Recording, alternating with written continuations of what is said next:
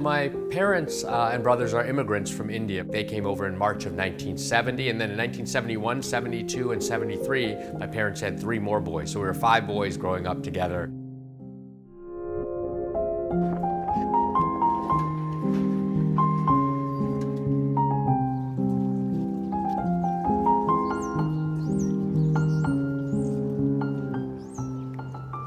My father would come home from work and he would have his tea, and then we boys would have our supper, and then we would pray the family rosary, and then my parents would eat together. But one evening I remember not being able to sleep, and so I got up, and it was during Lent, and I remember my father going over to the refrigerator and pulling out 2 eggs and putting them on the scale.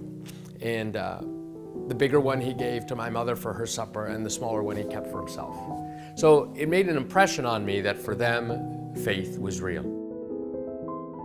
My father came to the United States in January of 1970. The Vietnam War was on. There was a shortage of physicians in this country because of the war, and so green cards were being granted to people from India, Philippines, Pakistan because they spoke English, and if they could pass their U.S. medical licensure exam from abroad. And my father passed. He was granted his green card, and he came to St. Charles to work at St. Charles Hospital in Toledo, which was run by the Sisters of Mercy. They gave him a place to stay, and after a few months he could bring my mom and my brothers over. And we went to St. Thomas Aquinas Church on the east side of Toledo, right next to a Sun Oil refinery. And so, everyone in our neighborhood, we were all, pretty poor. We all were working class. My father never let us tell anyone what he did for a living. My mother knew that we didn't have any family in this country, but we had one another, and she said, you boys are gonna have to work hard and pray hard and study hard. So kids, sometimes they'd go to the zoo. We'd go to the zoo and have to write essays about the animals. But my parents were very devout, so we prayed the rosary every night as a family. Even before we could really read and write, we had to not only pray the rosary, but our rosary concluded with the Angelus, with the Litany of Loretto, which we had to memorize, and then one Our Father, one Hail Mary for peace in the world and the family, one Our Father, one Hail Mary for the poor souls in purgatory, one Our Father, one Hail Mary for this, that, and the other. I mean, it just went on, but we grew up with the life of faith.